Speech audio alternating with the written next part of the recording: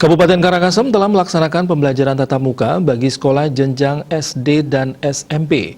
Hal tersebut berdasarkan surat edaran Bupati Karangasem nomor 800/66 Satgas COVID-19 dan surat izin Dinas Pendidikan Kepemudaan dan Olahraga Kabupaten Karangasem nomor 420/0927. Surat tersebut mengisyaratkan sekolah yang berada di zona hijau dan kuning bisa melakukan pembelajaran tatap muka. Namun dengan munculnya dua mutasi virus varian baru, penerapan protokol kesehatan saat PTM harus diawasi dengan ketat agar tidak menjadi klaster baru COVID-19.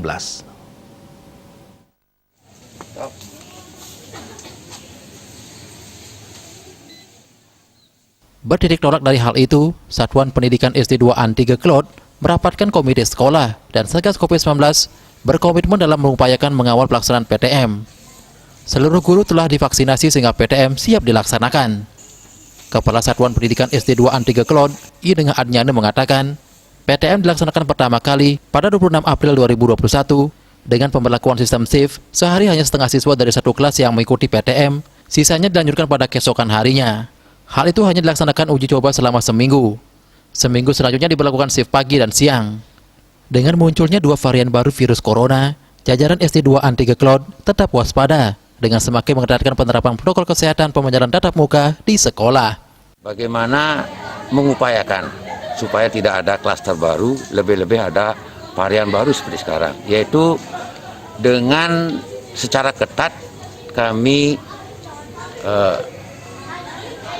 menerapkan 3M, tetapi sekarang lagi diperketat lagi menjadi 6M. Yang pertama yaitu mencuci tangan, sudah itu menjaga jarak, memakai masker, kemudian ada meningkatkan imun, sudah itu tidak bepergian ke tempat yang jauh. Yang paling penting adalah mentaati aturan-aturan yang ada. Mudah-mudahan kebersamaan kita dapat kita wujudkan untuk menangkal COVID ini. Pihak sekolah pun memberikan sosialisasi kepada siswa dalam penerapan 6M, seperti wajib memakai masker standar dengan benar, mencuci tangan, menjaga jarak, mengurangi bepergian atau mobilitas, meningkatkan imun, dan mentaati peraturan. Indrawan, Bali TV.